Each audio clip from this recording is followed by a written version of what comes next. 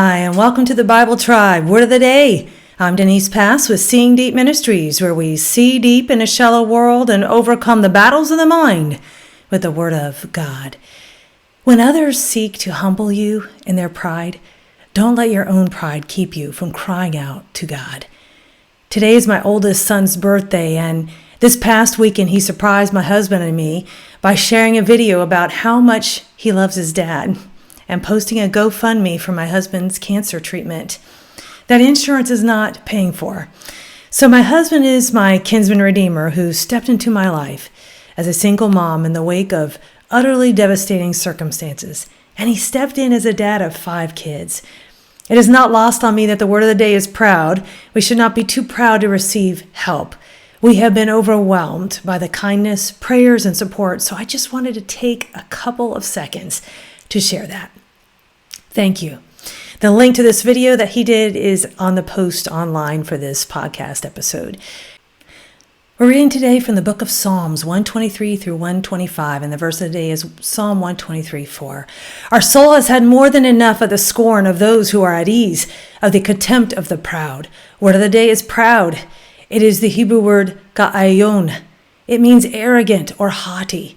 The root of this word means to rise, and while there is a healthy pride we can have in God, the theological word book of the Old Testament says that sin enters the picture when there is a shift of ultimate confidence from God as object and source to oneself as object and source.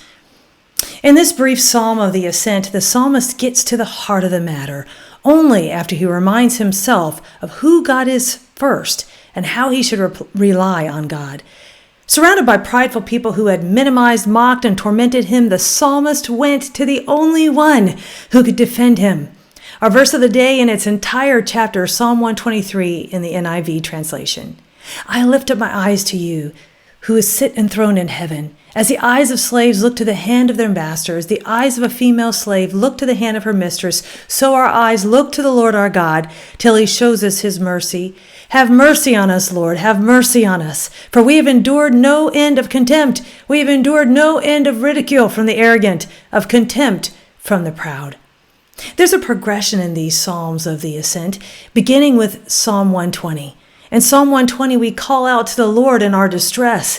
In Psalm 121, we lift our eyes to the one who watches over us. In Psalm 122, we position ourselves in God's house with his people, worshiping him. In Psalm 123, we look above this life to the Lord in heaven. And in Psalm 124, we look at the victory the Lord brought us as we look to him for rescue. In Psalm 125, we encourage others to do the same. Look to and trust in God in troubled times, and you will not be shaken. When you encounter troubles, where do you run? How do you run? We get to choose how we respond to troubles. We can give in to panic or trust in God. Sometimes our circumstances don't change. What then? The psalmist showed us that our eyes and focus should be on the Lord, not our troubles. Our trust should be in his goodness and power, which remind us that God is able to help us, and he takes no delight in our suffering. He gives victory to those who rely on him. The pride of others can humble us, but our own pride can keep us from humbling ourselves enough to trust in God and not ourselves or anyone or anything else. Don't be too proud to admit your need. God knows our needs before we do. Go with God in his precious word, friends. Join us tomorrow in the book of Ecclesiastes.